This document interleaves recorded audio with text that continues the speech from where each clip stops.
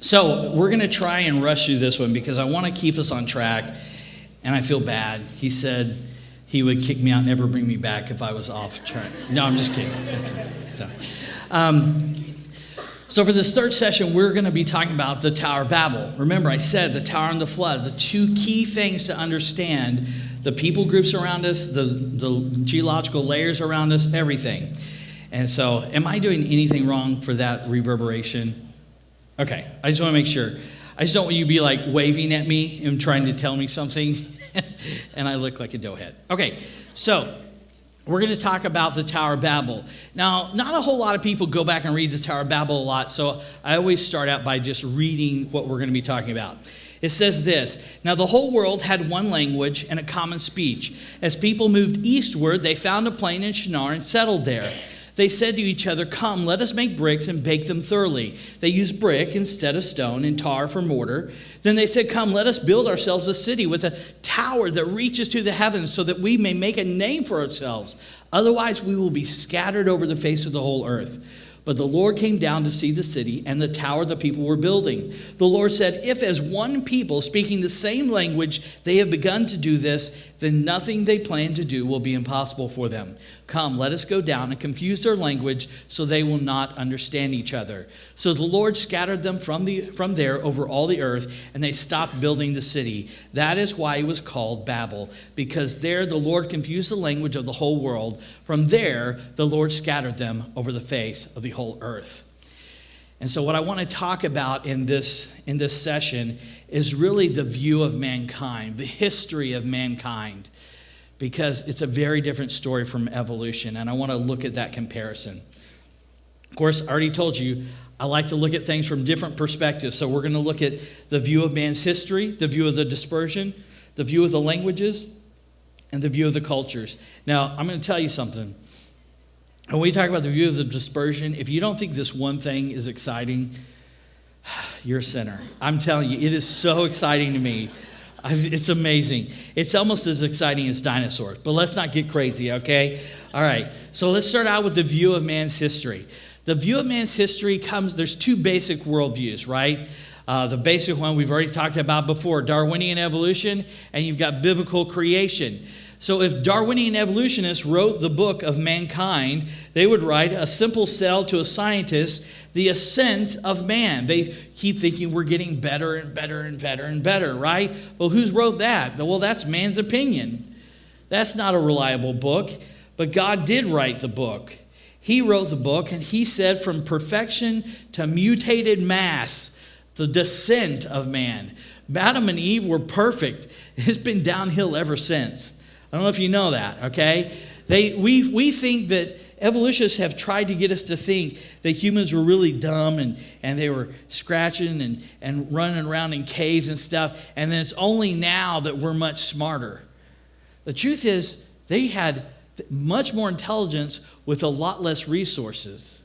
We're standing on the shoulders of those people, and then we call ourselves amazing and wonderful and technological. It's because we're standing on their shoulders. But of course, this book is written by the creator of the universe. Much better, okay? Well, how do we know, though? Can we test this? Is there something that we can look at and say, yeah, one's the right answer, one's not? Well, I think there is. Genetic entropy. When we look at genetic entropy, this is about mutation. So to clarify, when I talk about how the random mutations do not cause animal adaptation, it doesn't mean that there are no mutations, okay? Your cells are dividing right now, even as you sit there. Good job. You're doing a great job of that, okay? You don't even try. It's like breathing. But your cells are dividing, and they can make copying errors, okay? And looking out, some of you more copying errors than others, okay? I'm just saying, So you have these mutations, you have these copying errors. The problem is that you pass them on to your kids. Now, most of them, not deleterious. They're not bad. They're just kind of meh mutations, okay? If I had a little emoji, it would be the meh. Okay, emoji. They're not bad, they're not great, they're not good, it's it's different, okay?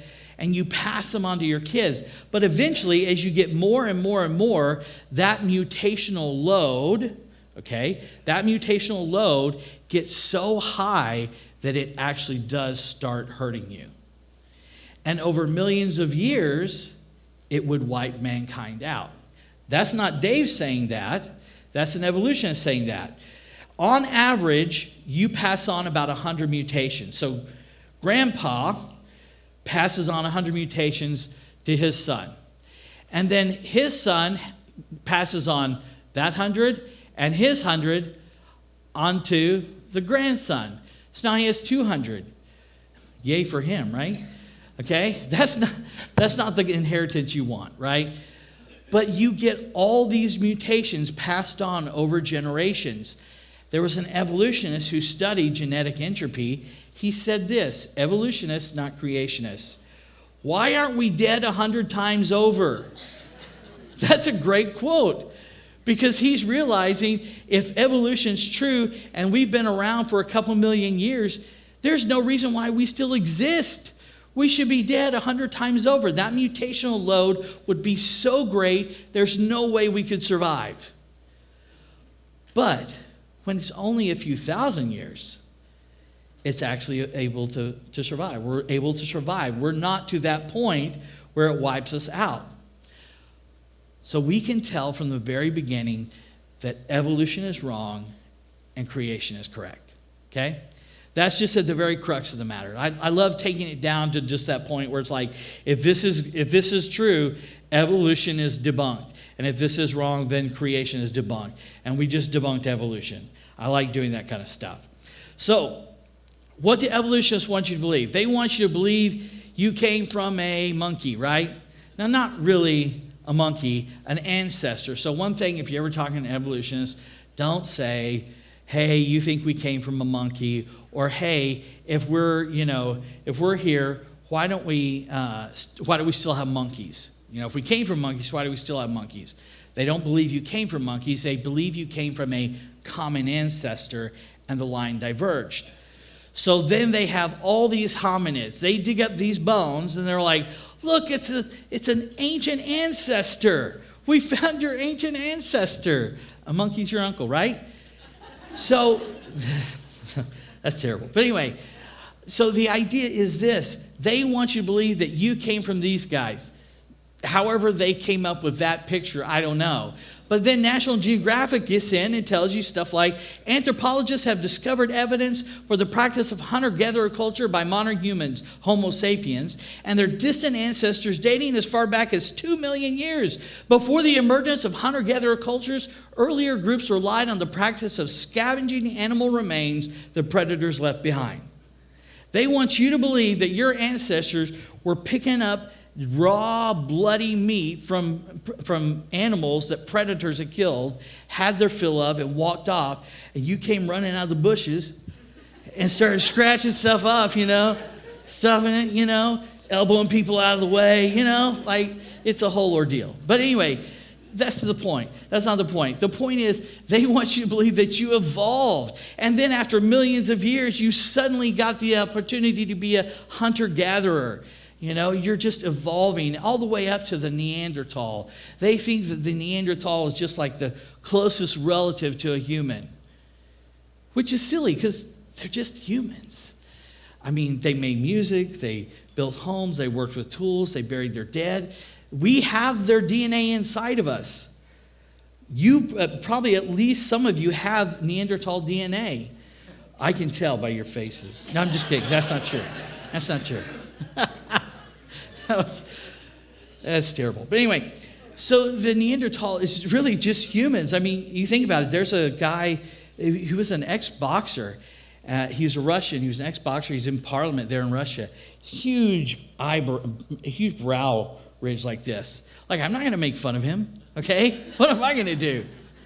You got a huge brow. Okay. So you don't want to mess with him. There's lots of people that have large brow ridges, okay? It doesn't mean that they're Neanderthals. It doesn't mean they're less than us. They're just human, okay? You think about it. If you lived in the Ice Age, so the Ice Age didn't cover the whole earth, right? It just came down so far. But if you lived in the Ice Age, you would have to change. Your body would change. Your muscles and your bones would be different. Your facial features probably would change because of the environment you live in. But then we go dig them up and go, oh, this is a different species right here. You want to know why they always come up with different species? You don't get grants if you come up with the same thing. That's exactly why. Every single hominid is this amazing new species, because then they can get grant money from National Geographic, Discovery, all these places. They go, oh, this is amazing. Well, you should go dig up something else. Okay, all right, give me $100,000.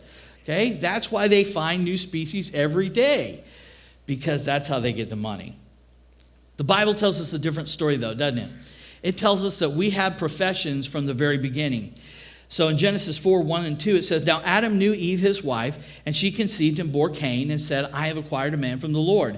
Then she bore again, this time his brother Abel. Now Abel was a keeper of sheep, but Cain was a tiller of the ground. From the very beginning, the two sons of Adam and Eve had professions. They weren't running around hiding in bushes. They had professions, okay, as you keep going. If you take a look, Genesis 4:19-22, then Lamech took for himself 2 wives. The name of one was Adah, the name of the second was Zillah, and Adah bore Jabal. He was the father of those who dwell in tents and have livestock. His brother's name was Jubal. He was the father of all those who play the harp and flute. And as for Zillah, she also bore Tubal-Cain, an instructor of every craftsman in bronze and iron. So from the beginning, we had profession, ranchers, farmers. We had metal workers and musicians. I almost said magicians there. That is not what they were, okay? I'm sorry. Please don't write into ICR. It's musicians, okay? You think about it. They were known for these things. They weren't running around hiding in bushes, scraping up bloody contents from a left-behind animal. It says in Genesis 10, it says, these are the sons of Shem by their clans and languages and their territories and nations. These are the clans of Noah's sons according to their lines of descent within their nations. From these nations spread out all over the earth after the flood. We were people that were known before the flood and after the flood. Remember, that's why they wanted to build the tower, right? You read that. They built the tower and they said, we want to build this tower so we make a name for ourselves. Because if not, we'll just be spread out over the world. We'll be little fish in a big pond. We won't be known. They were known for these things. But evolutionists want you to believe this. The interesting thing is the very first time this was ever published was in Time Life books. I have a copy of it in my office. I should have brought it with me. Okay? It actually shows the original copy of the origins of man. And in it, it has a note that, hey, by the way, those monkeys don't walk upright. We just did it for comparison. Right? But every time it's presented, we present it as if these things walked upright and that this is the exact evolution of man. Even the Smithsonian agrees that this is not a linear thing. You can't go from one to the next to the next to the next. They have this tree thing where it's like, oh, they're all kind of interconnected and in the family, okay? Because they can't make a linear line. But you think about it. They come up with this. You see this in a museum, okay? I mean, you think about it, though. If you put lipstick on them, they could be from Arkansas, okay? That's not right. Is anybody from Arkansas here? Should I be careful when I go to the parking lot? Okay, anyway. But you think about it. How did they know what hair they had? What about their skin? They need lotion, but what about their skin, right? What about the whites of their eyes? Look at that. Do monkeys have whites in their eyes? No, they don't, actually. They actually asked the artists who did this, and they said, why did you put whites in their eyes? Because we wanted them to look more human. That's called imagination. That's called manipulation. Okay? And that's exactly what's happening, because this came from that. The bones that they found weren't the white part, it's the brown part. And then they came up with that. That's called imagination. That's called manipulation. Think about this. This is actually on the Tree of Life with Smithsonian. They've actually taken off their main site, but you can still get to it if you search for it. Ardipithecus cadaba. Now, I call them RDK because it's really hard to say Ardipithecus. Well, I just proved that one, okay? It's hard to say that over and over, so I just call them RDK. It says this, RDK was bipedal, walked upright, probably similar in body and brain size to a medium chimpanzee, and had canines that resembled those in later hominins, but that still project beyond the tooth row. This early human species is only known in the fossil record by a few postcranial bones and sets of teeth. One bone from the large toe has a broad, robust appearance, suggesting its use in bipedal push-off. Notice what it says there. The only reason they think it walked upright is because of one bone from the large toe that was broad and robust. They were like, man, that is a big toe, I tell you what.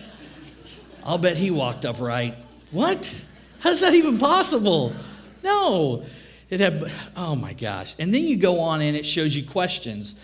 It says this, below are some of the still unanswered questions about RDK that may be answered with future discoveries. Notice what it says. So far, the evidence for RDK's upright walking comes from a single toe bone that dates to 5.2 million years old and was found 10 miles away from the other RDK specimens. That's like me driving to Grover Beach. You know, it's like I would go over to Grover Beach and go, you know what? That's a big toe. I'll bet that belongs to that guy over there in Atascadero. That's probably what it is right there. That's insane. This is science.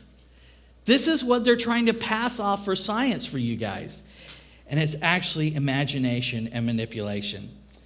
They actually find this stuff, but then they make up this stuff to try and convince you that you evolved from a hominid, from some kind of monkey's ancestor.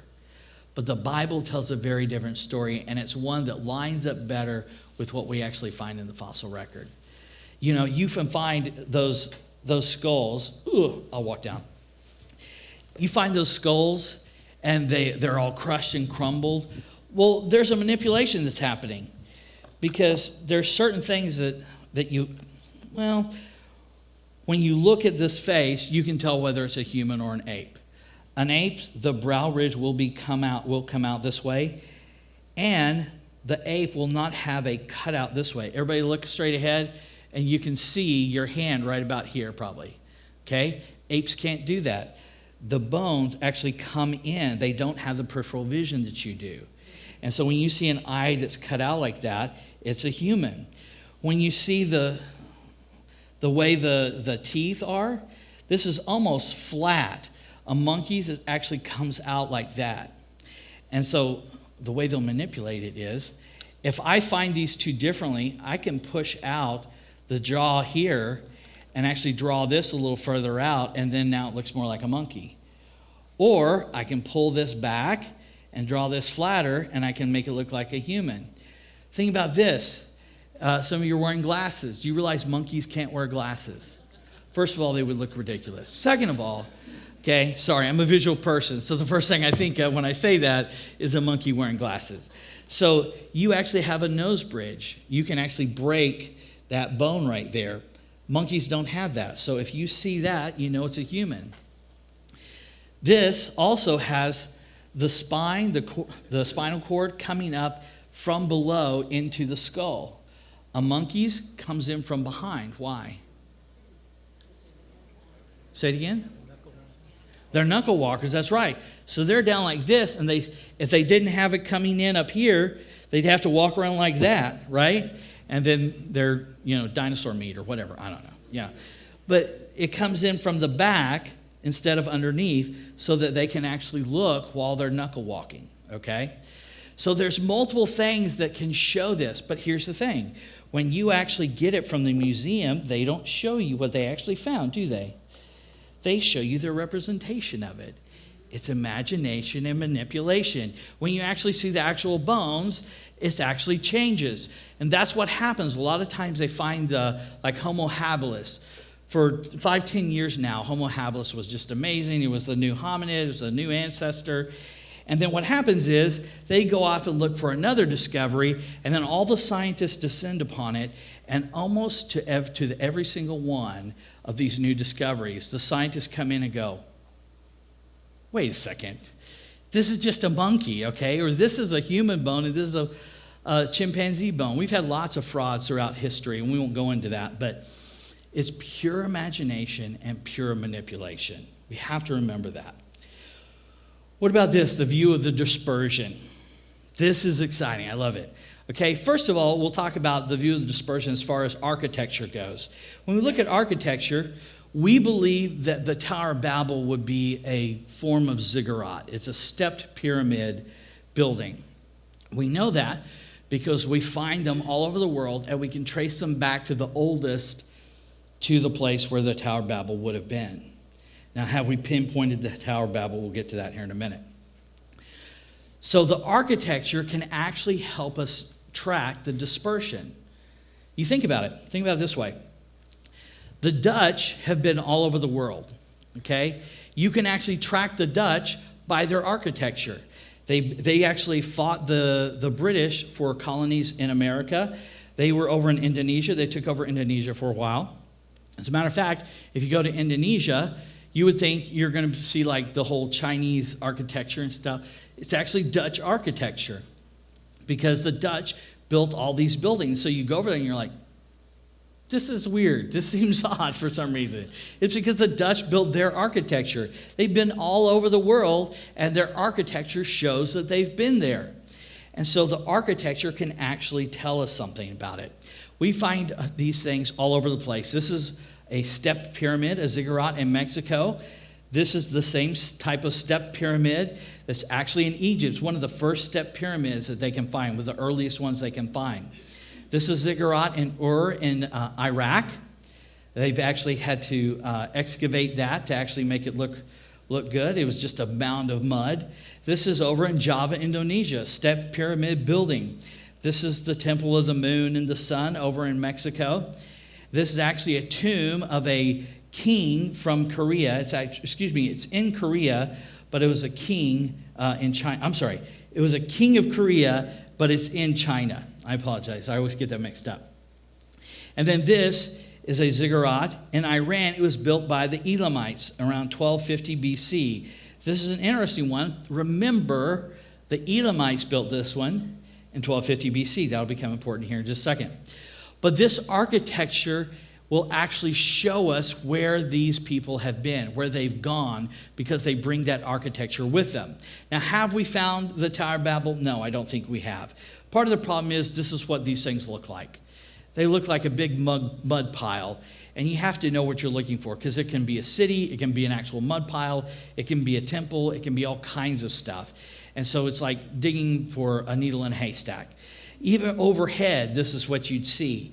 You don't know specifically what that is, but then you've got to get funding to go out and dig it up. You've got to find people that are interested enough to go and dig it up. So have they found it? I don't believe they have. A lot of people, this is the area where it should be. A lot of people have been digging in the south of Iraq. The interesting thing is Dr. Clary and some other PhDs have been saying that they think it's going to be northern Iraq because the flood sediment is there. The ones built in the south are not built on sedimentation from the flood. And it would have been after the flood that it would have been built. So you would find it on sedimentation. So they're actually actively looking for it in the northern area.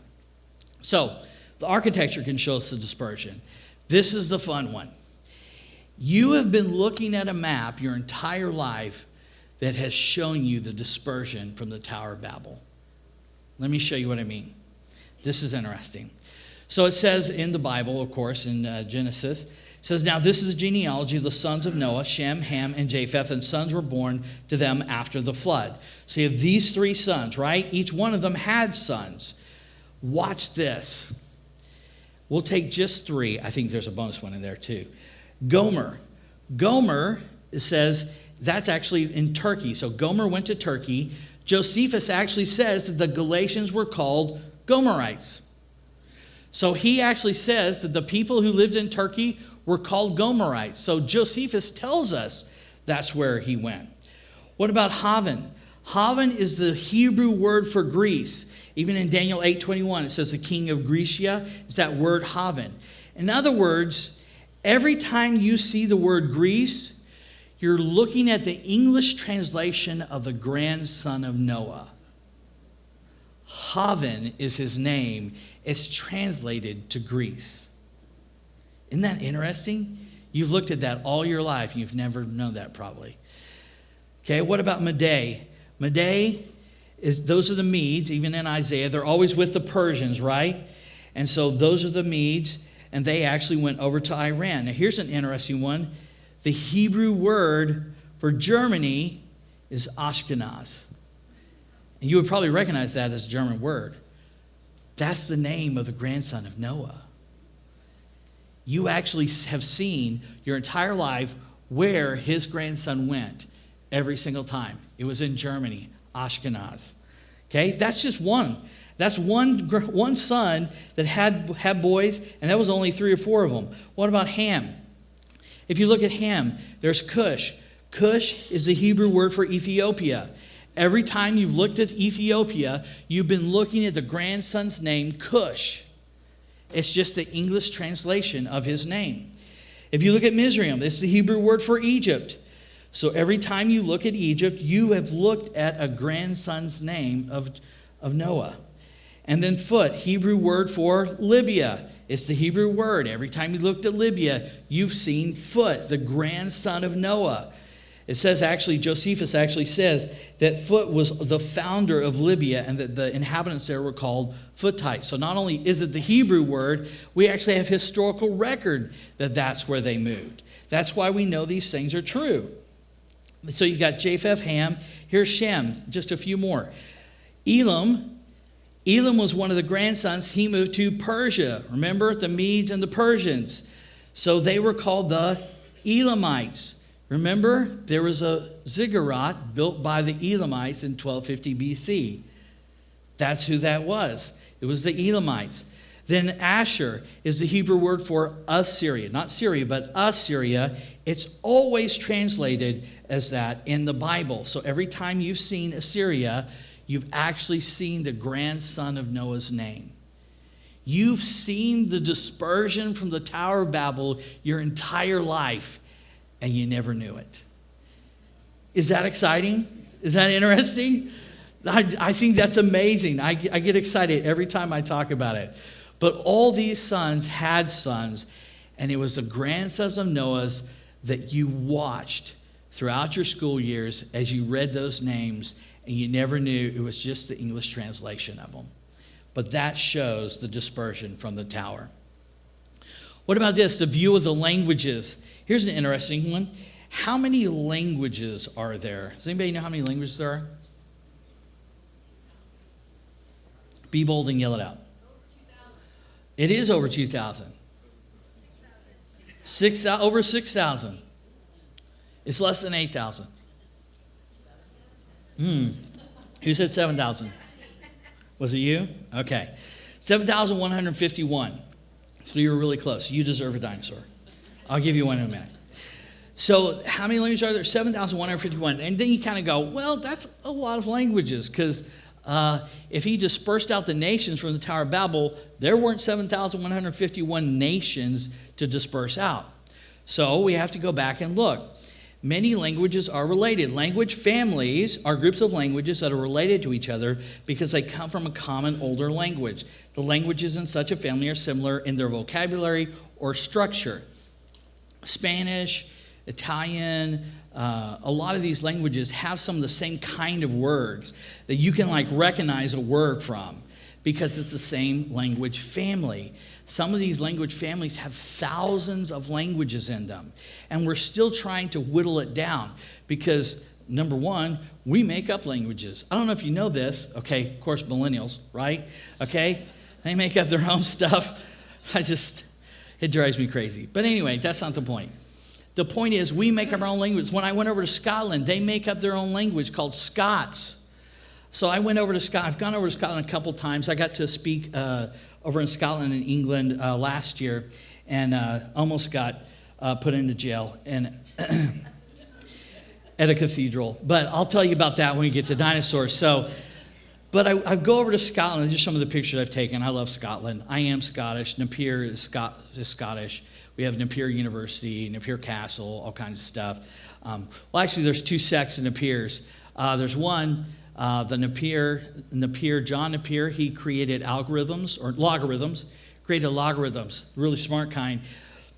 That's not my side of the family. Okay, we're known mostly for drinking and gambling, but that's not the point. Okay, the point is we're Scottish. All right, and so here's the thing. They make up their own language. It's called Scots. Let me ask you this: anybody know what this means? Dunafash. Who said that? All right, somebody's been watching Outlander or something like that, some show like that. I'm just kidding. You may have said, there's one girl who had a book. I was doing a talk, and this one girl had a book, and so she knew every single one of these. I was like, that's crazy.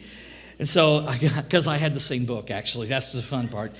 So Dunafash means don't worry yourself. Don't worry about it. Dunafash. Okay? What about this one? Blether. Blether. Anybody? Oh, wait. Who said that? Was it you? Oh, what did you say? Talking too much, blather. Talking too much? Oh, that's really close, actually. So it really does mean it's like chat. Come on over, we'll have a blether. We'll have a chat. I think it sounds like something you get at Starbucks, you know? Like I'll have a venti latte and a blueberry blether. Okay, doesn't it? I'm just saying. It sounds like, okay, we're gonna sell that. We're gonna sell that at Starbucks. Okay. So how about this one? Monty and Mickle Maximuckle. I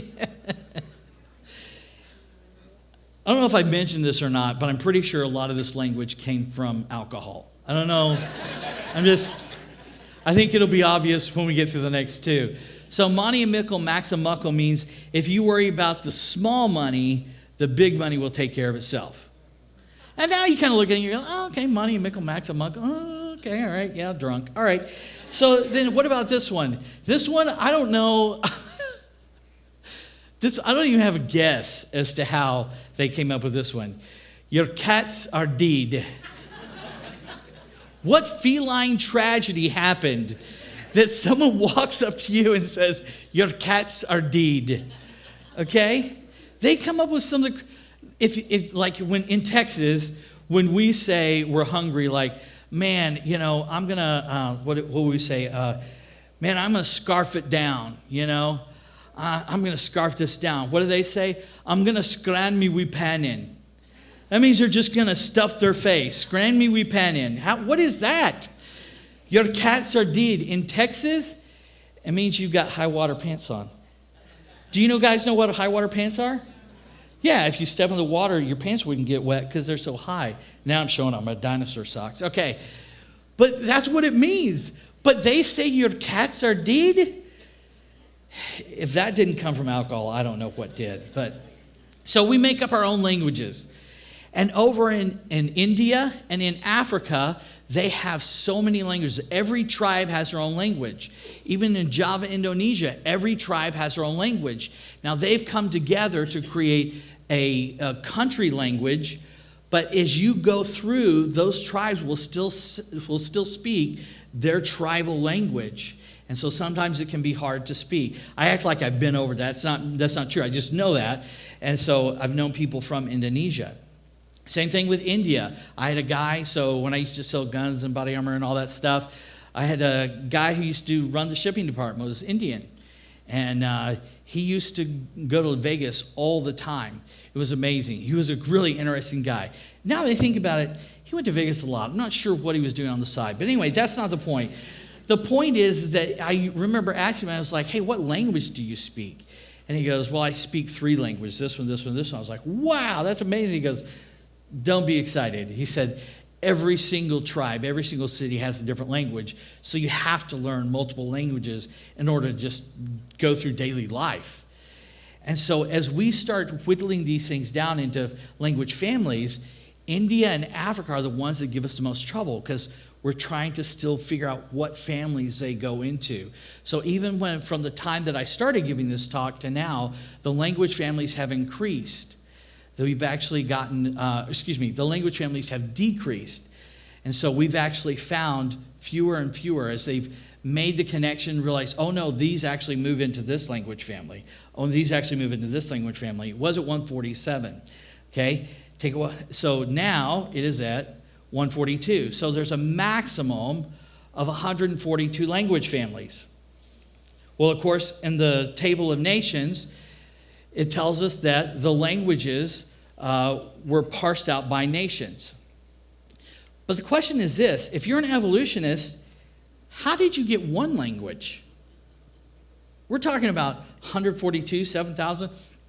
How did you get one language? They have no clue. Here's some examples of how they have no understanding of how they got languages. This one is, how did language evolve? Our ability to form a limitless number of thoughts into spoken word is one of the things that separates us from our less evolved cousins. While we know that language first appeared among Homo sapiens somewhere between 30,000 and 100,000 years ago, the secret to how language evolved is still unknown. They basically just flat out told you, we have no clue. We have no clue how you get a language. Here's another one.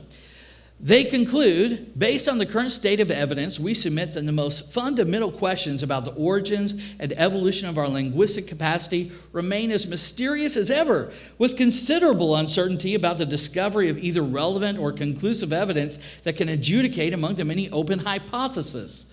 You realize what they just said? We got a whole bunch of theories, but we don't have any evidence for any of them. Nobody can prove a single theory that we have. This is my favorite one. I love it. The problems of the evolution of language and of the cognitive capacities that support it extend over a wide range of disciplines, from comparative ethology to neuroscience, psychology, and linguistics, but loom particularly large in evolutionary biology, where the emergence of language has been described as one of the few major evolutionary transitions. What made this transition possible? Answering this question is like finding a missing piece of a puzzle from which many other pieces are also missing, and over which there is no consensus as to how the big picture should look. The shape of the sought-after piece can still be pondered, but to do so meaningfully requires that assumptions be made about the other missing pieces and how they might fit together. In Texas, we say, we ain't got no clue. That's exactly what they just said, okay? They have no clue how they come up with a single language, much less 7,151.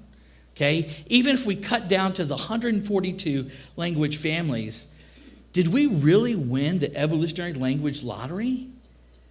Do we really believe that? Because you don't just have to win it once. You don't just have to win it twice. You have to win it 142 times if you're an evolutionist. 142 times. That's just not odds I'm willing to go on. It really isn't. It says in the Bible, these are the families of the sons of Noah according to their generations in their nations. From these nations were divided on the earth after the flood. Each one of those nations was divided out with their own language. Okay? So the table of nations, depending on who you talk to, has a minimum, very possibly more, a minimum of 78 languages. So right now, we're at 78 versus 142, and we keep dwindling down. And this number could go up depending on who you talk to. We're getting closer and closer and closer. I am not willing to dismiss this to be able to say that we won the evolutionary language lottery 142 times. It just doesn't make any sense. Evolution has no answers as to how you get language. Let's talk about the view of the cultures. When we talk about the view of the cultures, we can talk about technology and we can talk about appearance, which is what most people are interested in anyway. But technology is interesting because where do we see all these gaps of technology? People living in huts, people living in smart homes, all kinds of stuff. Well, we're going to play a little game. Whose team will you be on in the zombie apocalypse? Now, I know that's not what you were thinking, okay? But think about it this way. In the zombie apocalypse, you're going to be isolated out. What kind of profession would you need? There's all kinds of professions, right?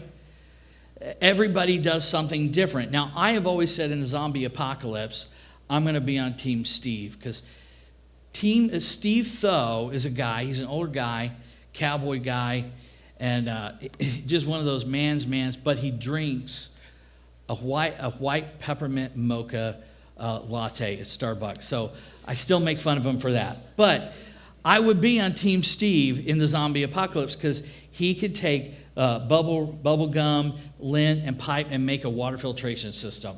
It is amazing. He used to send us pictures all the time. Hey, guess what I made today? And you're like, I don't know. Just tell me, because there's no way I'm going to guess it right. What did you make, Steve? And he's like, yeah, I made this pump for this septic system. But that's made out of wood and all that. He's like, yeah, but you just use this and this and that and this and that. You're like, okay, all right, this is awesome. I'm coming to your house during the zombie apocalypse, okay? So let me ask you this. What would you need in the zombie apocalypse? What profession? Yell it out. Hunting?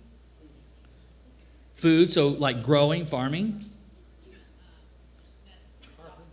A doctor, medicine, carpentry, so you can build things, yeah? That's where I come in. That's where I come in. What else? Say it loud. Shelter. Well, you need shelter so somebody who can carpentry to build it. What? Fitness. But guys, don't leave me. I'm a Zumba instructor, okay? I don't think. She's zombie food. That's all I'm saying, okay? I don't have to outrun the zombies. I just have to outrun her, okay? That's all I'm saying. So, okay, a Zumba instructor. I had one guy, I was at First Baptist Church in Dallas, and he was kind of listening like this, so you knew that he was really paying attention. And we played the zombie apocalypse game, and he just yells out, hockey player. Like, yeah, you need people to entertain each other. Yeah, that's good. Yeah, sure. So you need doctors, you need carpenters, you need electricians, people who can work with electricity. You need chefs, people who can actually cook. Just all kinds of professions that you would need to survive. What if that was happening at the Tower of Babel? You think about it. If it was a nation, if the Napiers were isolated out, we would die quickly, okay? Most of us are like teachers and like just random customer service people. We have no discernible skills. I'm just saying, we're going to be zombie food, or everything we have is going to be taken by the other group that's like much better than us, okay?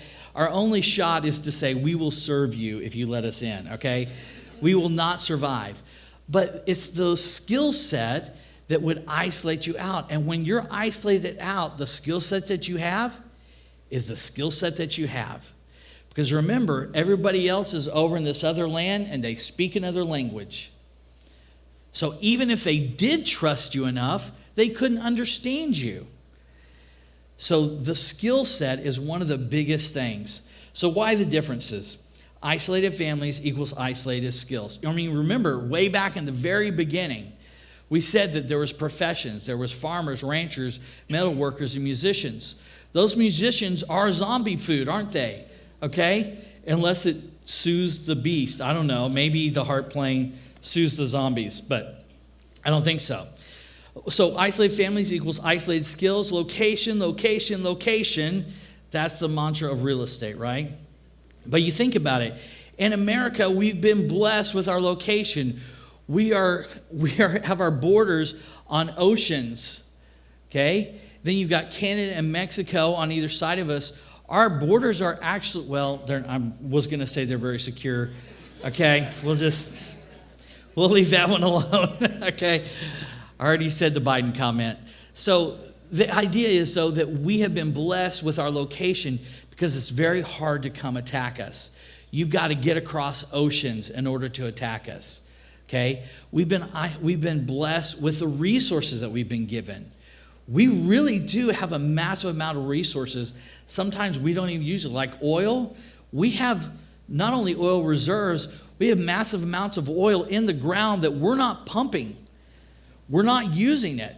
We could be exporters, and we're not being exporters. We're we're actually buying it from other people that hate us. I didn't mean to say the last part, but we're buying oil from other people. We are blessed with the resources we have, okay? And so that location is really important, because if you're sent off to an island that doesn't have gold, doesn't have spices, think about it. Everybody wanted Indonesia because they had all these gems and minerals and spices and all these things. They all wanted it because they could sell it and use it. If you wind up in an island that doesn't have that stuff, you're kind of stuck. Your culture's not going to advance as much. So location, location, location, and then culture, tradition, religion, oh my. You think about it. We hear about these tribes that kill people if they come into them. There was a guy who just convinced somebody to fly him in. This was like a couple of years ago. Convinced him to fly him into this island, and he got killed by an arrow within seconds of being there, I think. Okay? I'm just reading about a mountain in, I think it was Brazil or something like that. There's this mountain, and they were saying there's several tribes that have never been contacted around them, and they worship the mountain as if it's some god, as if it has some spirit. And he said several of them have never been contacted by other human beings. But here's the thing. If they believe that the white man is evil, okay, if they believe that we're going to do horrible things for their culture, they're going to reject us. And they don't want our culture. They don't want our technology. They don't want this stuff. And so these differences in technology can actually be plausible and logical. Some of them are because it's poor nations. Poor nations don't have as much technology. Usually they have larger cities, like Mexico. They have large cities that have lots of technologies. But then you have everybody else who's poor and dying and starving. Same thing in Indonesia. They have the same thing. They have very high technology in some of their largest cities, but then most of those islands are very poor. They're living on dirt floors and things. So the differences in technology actually kind of make sense when we look at it. What about appearance? When we talk about appearance, number one thing is there are no races. Okay, science has finally caught up with the Bible. This is actually some quotes from scientists, National Center for Scientific Research. But the genes that explain the phenotypic differences, characteristics like hair color, etc., between populations only represent a tiny part of our genome, confirming once again that the concept of race from a genetic standpoint has been abolished. Okay? Bible's been saying this for 2,000 years. Okay? There's only two races.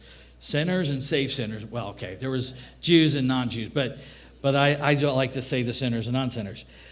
Here's this one. This is William Leonard. Check your race in the box below. Here's the biological problem with race. The genetic variation within each of the various ethnic groups of Homo sapiens is greater than that between the various ethnic groups.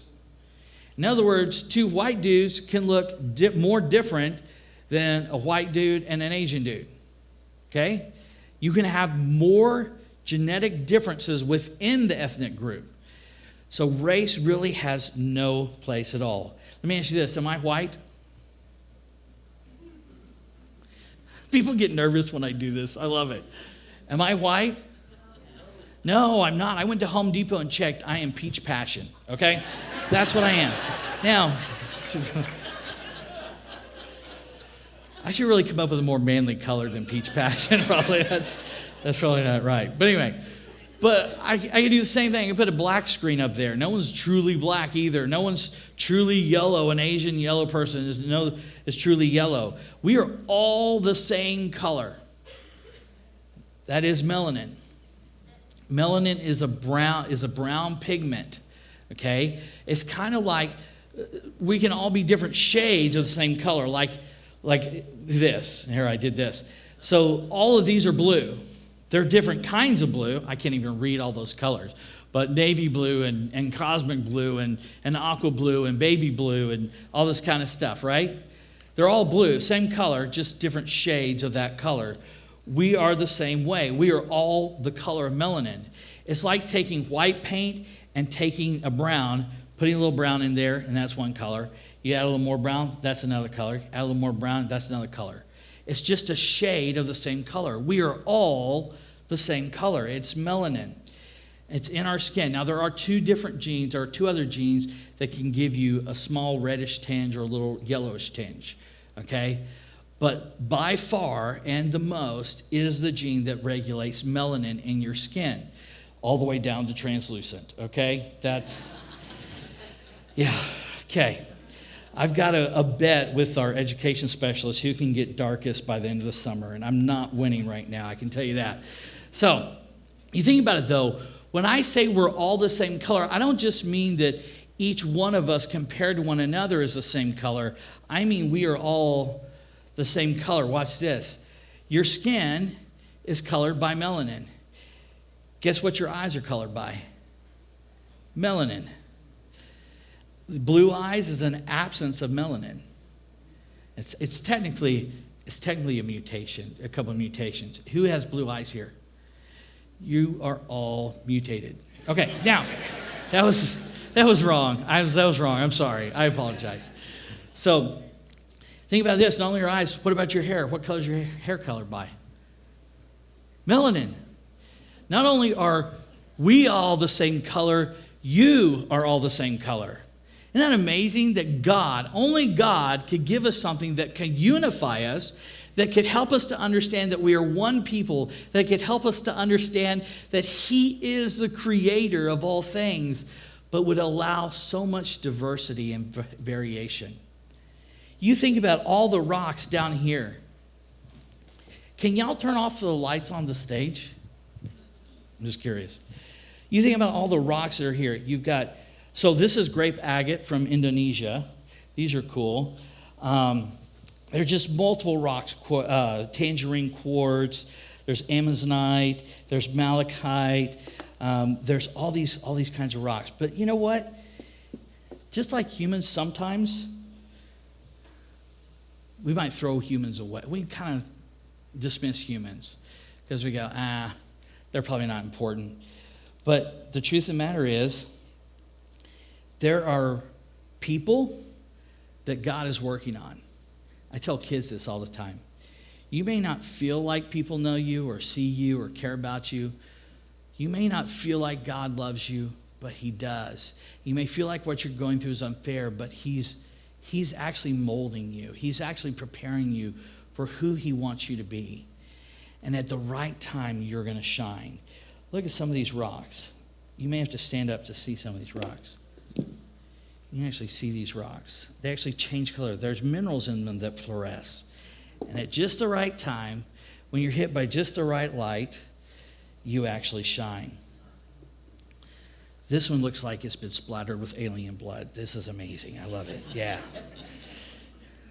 But the truth be told, you probably would pick up this rock in the parking lot and toss it back on the ground. Looks like nothing. But with the right light, when God shines the right light on you, you're going to shine, you know? It's amazing what God has done. With all the things that He's given us, He actually uses a smaller amount of minerals and things like that than we really think. A lot of these rocks are colored by the same thing, but because of the way it's made, it changes the color, the way it looks, and the way it's formed. So come up here and take a look at this table and look at the variety and the diversity that God has given us. He is amazing. The truth is that we still have diversity, right? We have diversity of all these people. You think about it, you're isolated out. You guys ever play Uno? Anybody play Uno here? A few people? Yeah. You ever done that card shuffle and you get a hand and you're like, how did I get every yellow card in the deck? Who shuffled this? Okay? And so then you're stuck trying to dole out these yellow Unos, you know. And then sometimes you're like one of every color or two of every color. And so then you're like, I changed the color to blue. You play your card. Now I got to change it to red. And then you play the one card. But that's what's happening when you isolate people out. Whatever genes they have is whatever genes they have. If they have genes for dark skin, if they have genes for light skin, medium skin, all that stuff, those genes are isolated out. It has nothing to do with like the sun and weird things like that. They've got sin over here, and the gene pool that they have is the gene pool that they have. And so that's what they're going to look like. As we come back, as we've started getting away from this stigma of interracial relationships that don't even exist, interracial, there's no race. As we come back, we're putting the gene pool back together the way God had it. Isn't that cool? That right now we're actually putting the gene pool back to the way God wanted it, so we would have diversity and variety. It's true because we actually have recessive genes. So your great-grandparent, if I'm white and I marry a white lady and I have a black ancestor, I can have a black baby. It's simple. It's simple genetics. It has nothing to do with weird stuff. It's just the genes. You have recessive genes, and you have dominant genes, and sometimes they get expressed, sometimes they don't. And our gene pool is coming back together so that you will have more and more variety within your family. As far as skin color goes, hair color goes, eye color goes, we're coming back to the way God wanted it, I think. I think it's awesome. It says this in the Bible, and he has made from one blood every nation of men to dwell on all the face of the earth, and has determined their pre-appointed times and the boundaries of their dwelling, so that they should seek the Lord, in the hope that they might grope for him and find him, though he is not far from each other. The truth is, it has nothing to do with what you look like. It has to do with what you do with Jesus Christ, right? That's how we should meet people. Not by what they look like or how they talk or what they drive or where they live. What do they do with Jesus Christ? And if they don't follow Jesus Christ, then we want to be able to be loving enough to share with them the love that God gave us and to them. Let's pray. Father, we thank you so much that we get to be a diverse group of people. We get to be a diverse nation, a diverse world, and that we can have variety. You've given us variety that we would never get bored, that not all rocks are gray, not all gems are red, that you've given us beauty upon provision. We thank you for that. We pray that you would just continue to work through this conference. Let us go eat lunch, enjoy ourselves, and let us come back and talk about dinosaurs. We pray that in Jesus' name, amen.